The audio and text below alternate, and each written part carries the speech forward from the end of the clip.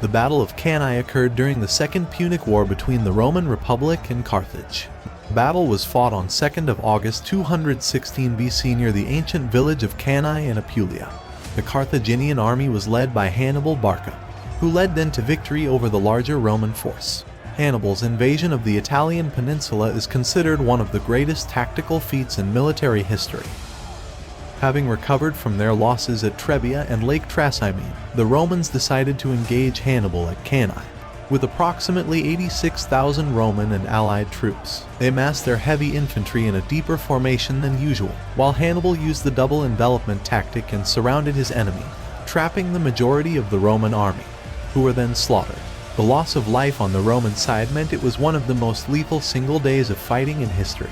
Only about 15,000 Romans, most of whom were from the garrisons of the camps and had not taken part in the battle, escaped death. Hannibal Barca was a Carthaginian general and statesman who commanded the forces of Carthage in their struggle against the Romans during the Second Punic War. Hannibal's father, Hamilcar Barca, was a leading Carthaginian general during the First Punic War. The Carthaginian general lived during a period of great tension in the Mediterranean basin, triggered by the emergence of Rome as a great power with its defeat of Carthage in the First Punic War. Hannibal made a promise to his father to never be a friend of Rome. Hannibal was distinguished for his ability to determine both his and his opponent's respective strengths and weaknesses, and to plan battles accordingly. His well-planned strategies allowed him to conquer and ally with several Italian cities that were previously allied to Rome. Hannibal occupied most of southern Italy for 15 years. Hannibal was eventually defeated by Scipio Africanus at the Battle of Zama, ending the war with a total Roman victory. Shortly after the start of the Second Punic War, Hannibal crossed into Italy by traversing the Pyrenees and the Alps during the summer and early autumn of 218 BC. He quickly won major victories over the Romans at Trebia and at Lake Trasimene. In 216 BC, Gaius Terentius Varro and Lucius Aemilius Paulus were elected as consuls, placed in command of a newly raised army of unprecedented size, and directed to engage Hannibal. Ordinarily, each of the two consuls would command his own portion of the army, but since the two armies were combined into one, Roman law required them to alternate their command on a daily basis. The traditional account puts Varro in command on the day of the battle, and much of the blame for the defeat has been laid on his shoulders. However, his low origins seem to be exaggerated in the sources, and Varro may have been made a scapegoat by the aristocratic establishment. In the spring of 216 BC, Hannibal took the initiative and seized the large supply depot at Cannae. The Carthaginian army was a combination of warriors including Libyans, Gætulians, Gauls, and Iberians. The size of Hannibal's army is thought to have been between 40 to 50,000. The conventional deployment for armies of the time was placement of infantry in the center, with the cavalry in two flanking wings. The Romans followed this convention fairly closely, but chose extra depth rather than breadth for the infantry in hopes of breaking quickly through the center of Hannibal's line. The typical style of ancient warfare was to continuously pour infantry into the center and attempt to overpower the enemy. Hannibal understood that the Romans fought their battles like this, and he took his outnumbered army and strategically placed them around the enemy to win a tactical victory.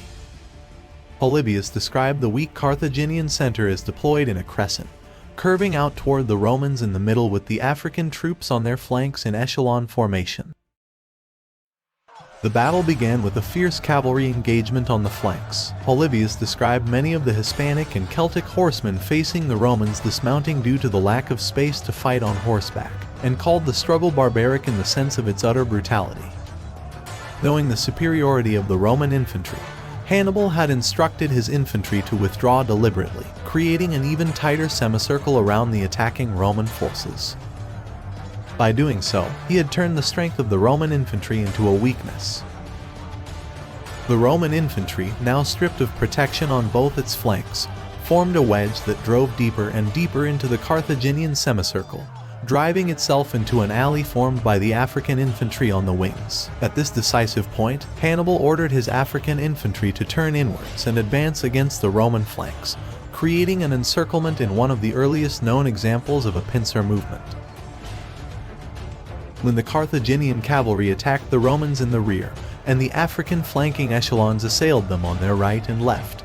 The advance of the Roman infantry was brought to an abrupt halt. The Romans were henceforth enclosed in a pocket with no means of escape. Victor Davis Hansen claims that nearly 600 legionaries were slaughtered each minute until darkness brought an end to the bloodletting. Only around 15,000 Roman troops managed to escape, including Scipio Africanus, who managed to escape the encirclement with 500 men. In the years following Cannae, striking reforms were introduced to the military. The culminating result of this change marked the transition from the traditional manipular system to the cohort under Gaius Marius, as the basic infantry unit of the Roman army. The battle exposed the limits of a citizen militia army. Following Cannae, the Roman army gradually developed into a professional force. As news of this defeat reached Rome, the city was gripped in panic. Authorities resorted to extraordinary measures, which included consulting the Sibylline books, dispatching a delegation led by Quintus Fabius Pictor to consult the Delphic oracle in Greece, and burying 4 people alive as a sacrifice to their gods.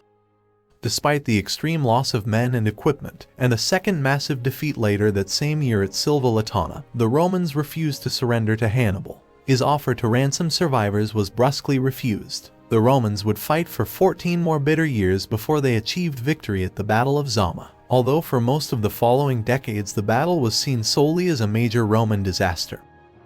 By modern times, Cannae acquired a mythic quality and is often used as an example of the perfect defeat of an enemy army.